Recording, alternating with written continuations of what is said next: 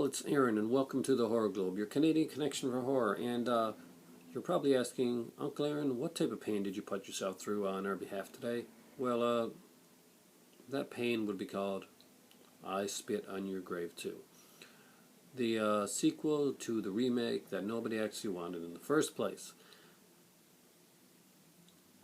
Did you see I Spit on Your Grave remake? Did you find anything that you liked about that one? Okay, well, you're not going to find it in this one. It's a very, very different film. We got a girl named Anna from Missouri. She has come to the city of New York to become a model. Like most models, she's just starting out. She doesn't have any really good headshots, which is going to be very important in this film, by the way. And she wants to find some. We find out pretty early on that Hannah's pretty handy. She's fixed her air conditioning, and she's fixed little traps to catch rodents in, because she used to do that with vermins on the farm. Foreshadowing. This is not a good film. Just getting that out right away. And there's going to be tons of spoilers, because you know what? I suffer, so you don't have to. Basically, what happens next is Hannah looks at a bulletin board, and she sees a piece of paper with writing on it that says free headshots, and like some numbers down below, like if you'd see it when you're going to buy a TV or something. So obviously that's the legitimate way to do it. So she grabs the number and gives it a call. A foreign voice comes from the other side and basically tells her to send them a pic, and they'll get back to her, and hangs up. So not thinking that that's creepy at all. Seriously. She thinks it's a great idea, so she sends them a pic with her phone, and 5 seconds later she gets a call back to go and meet the next day at a certain place. Which turns out to be kind of a sketchy looking warehouse, which is when you think, okay, rape revenge film, rape's coming up right now. You'd be wrong, actually. As sketchy as it is, the 3 Bulgarian brothers, yes, I know, bad guys nowadays got to be foreigners. I'm the post 24 years. Anyway, she's getting her picture taken. She realizes she doesn't want to do any of the nude pictures that they ask her to do afterwards, and so she tells them where they can go, and she leaves. They are pretty upset, and that's what happens. Seriously. So then we see later on there's 3 brothers. One has the camera, and seems like the mean, but the leader of the brothers. One is lying around all the time. He's pretty much the useless brother, I'm guessing. And one is tall and gangly, and I'm guessing he's the really slow brother, because saying any of the other words that would be used would now be considered politically incorrect. So we're just going to say he's a slow guy. Anyway, the slow guy shows up at her apartment, and you think, oh, he's going to force himself in, and the other brothers are going to be behind him, and they're going to rape her, and then the slow brother is going to be made to rape too, just like in the original film. No, nothing happens. He leaves. But she leaves her door open when she goes out.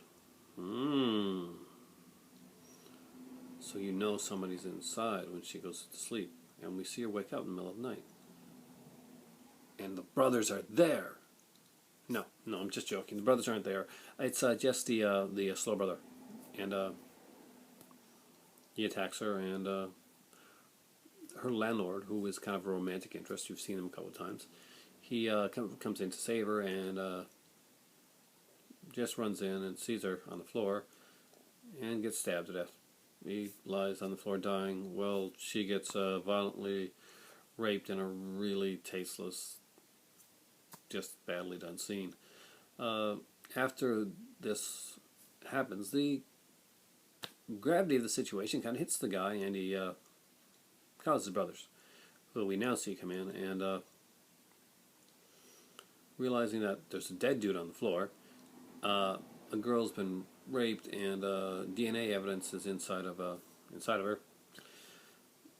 They think maybe we can pin the murder on her, and they put the knife in her hand. At this point, I'm like, Are you fucking serious? But that's not what happens. No. That's ludicrous. But it doesn't go down that way. No. It don't do that. Where the heck did that come from? Anyway, they give her some drugs and she wakes up in a basement where she's getting raped by the brother that's all he does, that and say some misogynistic things and lie around a lot. This is his scene, and he hates women, you can tell. And this movie is very misogynistic, by the way, but I don't think it's just a movie that hates on women. I think it's a movie that hates on anybody that is unfortunate enough to watch the film. Just saying. And is embarrassed for watching this damn thing. Anyway, so she manages to escape after a while, and she gets out the door and she notices that nobody speaks English. And she realizes that she's not in New York anymore. Dorothy, you're not in Kansas. You're in Bulgaria. So, rape and murder. So they fly her to Bulgaria, somehow get her out of the country, put her in their basement for reasons unknown.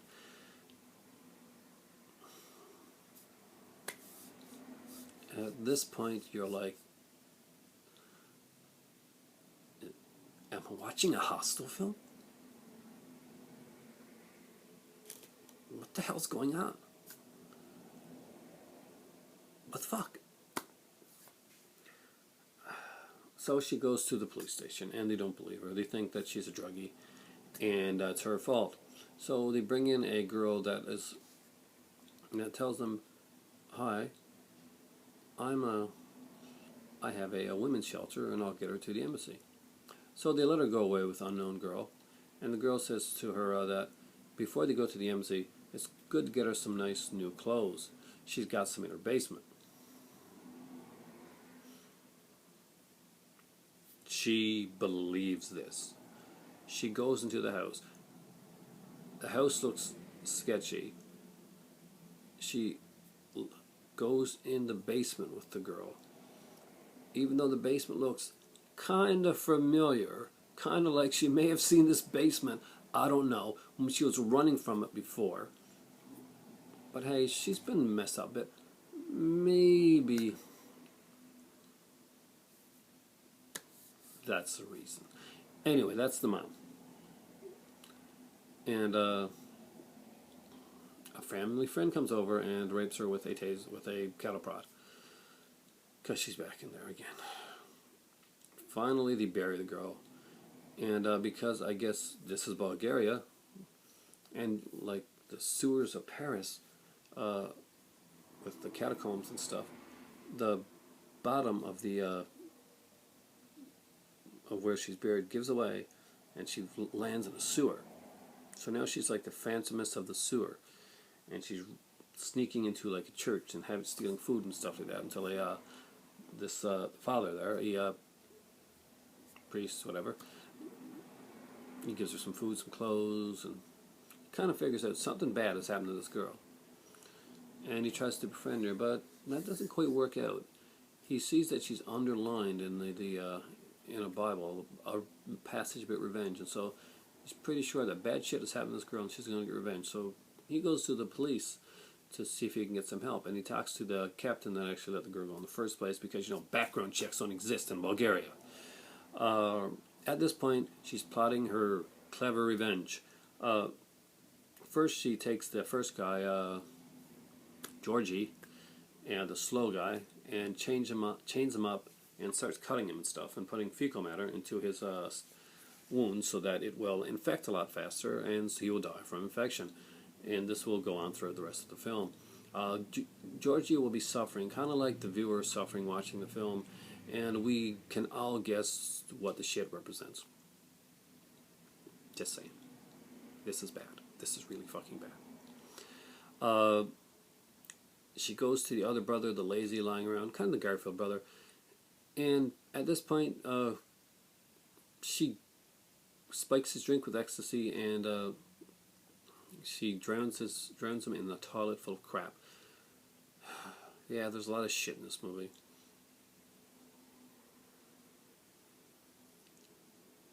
Really. They knew. They had to have known. This had to be like a big fuck you to the whole audience. Just let you know what you're watching. So, what happens next? Well, Georgie's still dying because, it takes a long time. He wants to beat the whole Buffy dying scene, and,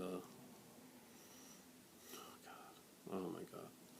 She goes back, and the girl that cleverly got her back into the house, goes back to the house, and she realizes that the place has been broken into, and she sees the big hole in the basement. Apparently, they hadn't gotten into the basement ever since that had happened, really. And when she fell through into the sewer, nobody heard anything, and nobody went to the basement, and nobody had any reason ever to go to the basement afterwards, even though this is months later, and for palpable reasons, we're going to say that. Oh yes, the guy that raped her with the cattle prod, he's tied to a bed, and the electric, a big wires put through him, and electricity goes through him, and bam, he fries. Georgie finally dies from the wounds and stuff like that, and as he's dying, his mother has to watch. His mother, we find out, was actually a rape victim of the father of these guys, and she actually married him afterwards because she's that messed up, and it's alluded to that she has brought other girls to this house to be messed over and raped. I'm not joking. Just, yeah, it doesn't make much sense. The photographer guy finally comes back, notices that, oh crap, there's a big hole in my basement that I should have noticed days ago, and he gets hit on the head and tied up, and his nipples get ripped off, and his testicles are crushed. There, you don't have to watch it. He attempts to escape and strangle her, but the police officer conveniently shows up at this time and shoots him in the head. The mother is left to pretty much be arrested, I guess go to jail, pay for the crimes, or have something happen to her. I don't know. They don't really say, because the movie ends with the girl finally going off to the embassy. Her revenge is complete, and it fades to black. This, my friends, is I Spit on Your Grave 2, a movie that nobody asked for, apparently directed by the same guy that directed the first remake of I Spit on Your Grave. So I'm really, really hoping this doesn't turn into one of these straight-to-DVD series that keep going on. It's not a good movie. Don't recommend you watch it. The actress that played the girl did a fairly decent job. She got kind of a Michelle Rodriguez feel to her. I'd like to see her in a good movie and see how that would work. The villains are cartoon caricatures, and the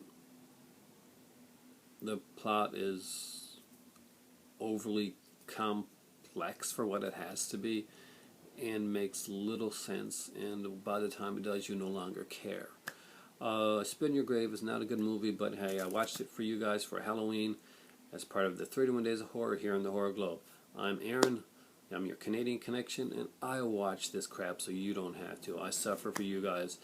Thanks for watching, and right now I'm going to detox myself from this entire film and have some tea, because it is time for tea.